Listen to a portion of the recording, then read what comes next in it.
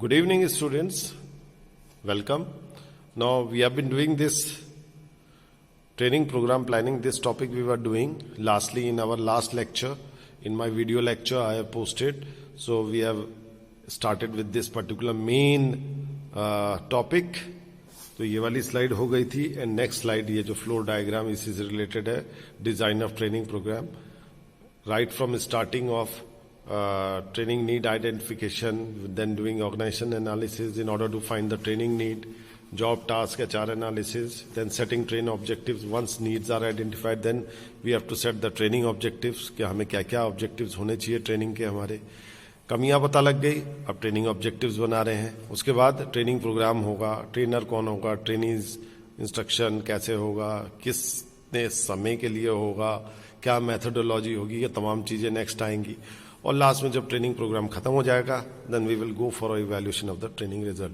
So this is the overall holistic diagram और the flow chart for the design of a training programme. This is what the essentially needed to be done with respect to organisation. ठीक है, we will अब एक एक चीज हम detail में लेंगे. सबसे पहले आइडेंटिफिकेशन ऑफ ट्रेनिंग नीड, जो ये फ्लोर डायग्राम है इसी को हमने फर्दर एक्सप्लेन कर रहा हूं मैं. ठीक है बच्चों. So now this is the thing. So सबसे पहले देखिए इसमें क्या है, आइडेंटिफिकेशन ऑफ ट्रेनिंग नीड. तो by doing organisation analysis, job analysis, HR analysis, ये टॉपिक हम डिटेल में पहले कर चुके हैं. To get a clear idea of the need for the organisation and the employee, यानी कि हमें लोगों की नीड, ऑर्गेनाइजेशन की नीड को अच्छी तरह से आकलन कर लेना है. यानी कि वी हैव टू एस्टिमेट कि एक्चुअल नीड हमारी ट्रेनिंग की क्या क्या होगी. राइट. दूसरा आ गया, देखो फ्लो डायग्राम में दे रखा है setting training objectives. So one of the training needs, once the training needs are identified, the next step is to set training objectives in concrete terms. हमें नीड का पता लग गया कि ऑर्गेनाइजेशन को क्या करने की जरूरत है, किस प्रकार की ट्रेनिंग चाहिए, किन किन डिपार्टमेंट में किन किन लोगों को क्या ट्रेनिंग चाहिए. तो मैक्रो और माइक्रो दोनों सेंस में हमने एनालिसिस करना है और वो हो गया. अब नेक्स्ट क्या है, अब हमें ऑब्जेक्टिव सेट करने, उद्देश्य बनाने कि ये उद्देश्य होंगे हमारे ट्रेनिंग के, क्योंकि ये नीड है तो उससे रिलेटेड ये उद्देश्य है at the organisation level, at the employee level. So once the training needs are identified, the next step is to set training objectives in concrete terms. उसको राइटिंग में लाना पड़ेगा. ठीक है, तभी तो इवैल्यूएशन कर पाएंगे. And decide the method to be adopted to achieve this objective. और क्या क्या ट्रेनिंग मेथोडोलॉजी होगी कि भाई एक्चुअल मशीन पे ट्रेनिंग होगी, वर्कशॉप फे में ट्रेनिंग होगी, क्लासरूम ट्रेनिंग होगी, वेस्टिब्यूल ट्रेनिंग होगी, ऑन द जॉब होगी, ऑफ द जॉब होगी, किस प्रकार की होगी. तो ट्रेनिंग ऑब्जेक्टिव्स में ये सारी चीजें भी आ जाएंगी कि क्या करना है और कैसे करना है. Okay students, continue with the same. So the overall aim of any training program is to increase the organization effectiveness. So ultimate aim हमारा यही है. कोई भी मेथडोलॉजी हम लगाए, अल्टीमेट एम यह है कि ऑर्गेनाइजेशन हमारा प्रोग्रेस की तरफ बढ़े, एफिशिएंट बने, मोर प्रोडक्टिव हो जाए.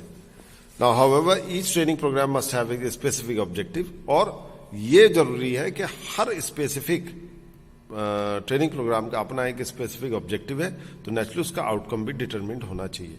तो कह रहा है every training must have a specific objective कि किस उद्देश्य से प्रोडक्टिविटी इंक्रीज करनी है, बेटर एचआर प्लानिंग करनी है, बेटर हेल्थ एंड सेफ्टी लानी है, क्वालिटी इंप्रूव करनी है. तो specific, be specific in whatever you want to achieve out of a training programme, so that the when you try to evaluate, you are able to evaluate the concrete result of it. कि whether, for example, people have been the shop floor level people, they have been trained for improving the quality of the product.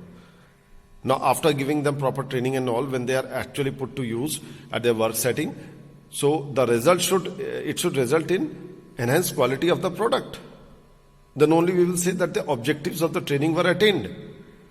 कहने का मतलब है जो उद्देश्य हमने रखा है, are we able to achieve it? This is the question. And if we are not, then the training is not adequate. And if we are able to attain our objective, it means the training has been successful.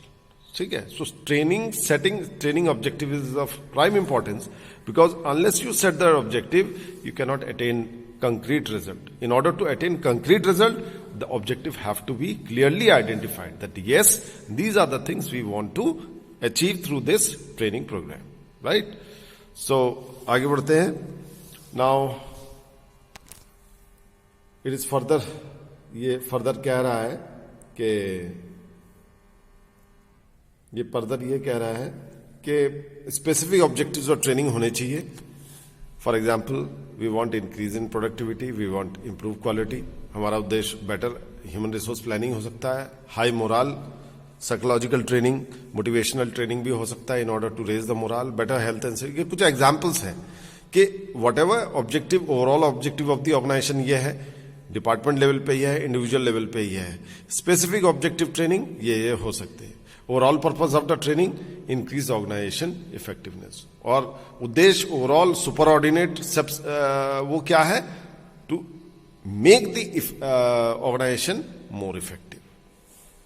ठीक है, ये सुपरऑर्डिनेट set है और ये subset है उसका, ये इतने सारे. ठीक है. सो पहला क्या है इसमें, ऑर्गेनाइजेशन ऑफ ट्रेनिंग प्रोग्राम.